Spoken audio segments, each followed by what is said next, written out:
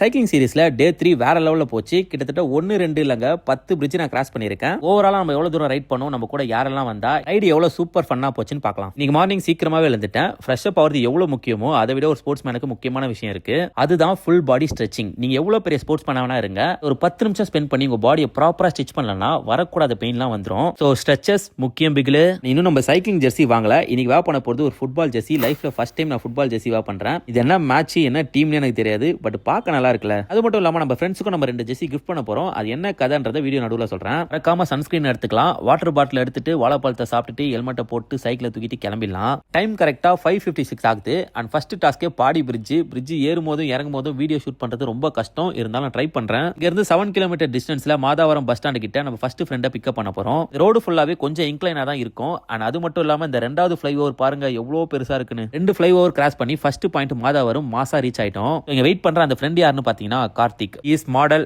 Actor, dancer, fitness ஃப்ரீக்னு சொல்லிட்டே போலாம். இவரை பத்தி வச்சிருக்கிறது பாத்தீங்கன்னா ஹைபிரிட். நம்ம ரோட் பைக்கை அவன் வாங்கிட்டு நம்ம கிட்ட ஹைபிரிட் பைக்கை கொடுத்துட்டான். இங்க இருந்து ஆல்மோஸ்ட் 8 கிலோமீட்டர் டிஸ்டன்ஸ்ல இன்னொரு ஃப்ரெண்டை நம்ம பிக்கப் பண்ணோம். அதுக்கு முன்னாடி மூலக்கடையில 3வது பெரிய ஃபிளைஓவர் உங்ககிட்ட காட்டணுன்றதுக்காக தான் வீடியோ எடுத்துட்டு கஷ்டப்பட்டு ஏறிட்டு இருக்கேன். அதுக்கப்புறம் முல்லைநகர் கிட்ட 4வது பெரிய ஃபிளைஓவர் இருக்கு. இதை ஸ்கிப் பண்ணிருக்கலாம், பட் இது ஏரியா ஆகும்னு சொல்லி கார்த்தியனை கூட்டு போயிட்டான். உண்மையாவே இந்த பிரிட்ஜ் செம்ம டஃப்ங்க.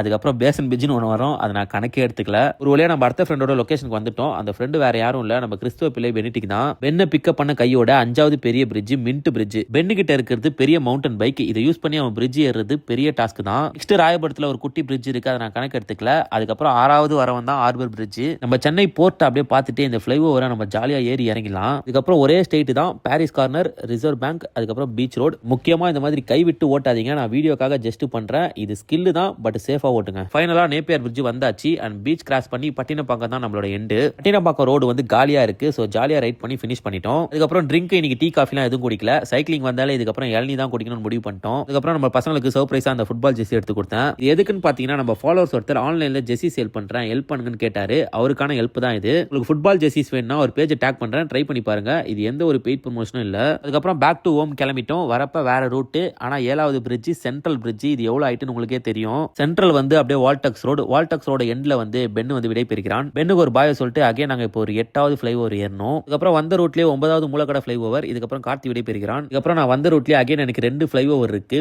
ஓவராலா 10 இல்லங்க 11. ஃபைனலா பாடி பிரிட்ஜ் மேல தான் இருக்கேன். இவ்வளவு ஃபிளைஓவர் கிராஸ் பண்ணதுக்கு அப்புறம் எங்க அப்பா எப்பவுமே சொல்ற ஒரு விஷயத்தை உங்ககிட்ட சொல்லிட்டு போறேன். சைக்கிள்ல பிரிட்ஜ் ஏறும்போது கஷ்டமா தான் இருக்கும், பட் கஷ்டப்பட்டு ஏறிட்டு அண்ட் இறங்கும் போது செம்ம ஜாலியா இருக்கும்னு சொல்லுவாரு. லைஃப்ல நம்ம கஷ்டப்பட்டு ஏற ட்ரை பண்ணிட்டு தான் இருக்கோம். சீக்கிரமா ஏறிடலாம். ஃபைனலா நான் வீட்டுக்கு வந்துட்டேன். இத்துடன் வீடியோ முடிகிறது. லைக் பண்ணி ஃபாலோ பண்ணி சப்போர்ட் பண்ணுங்க.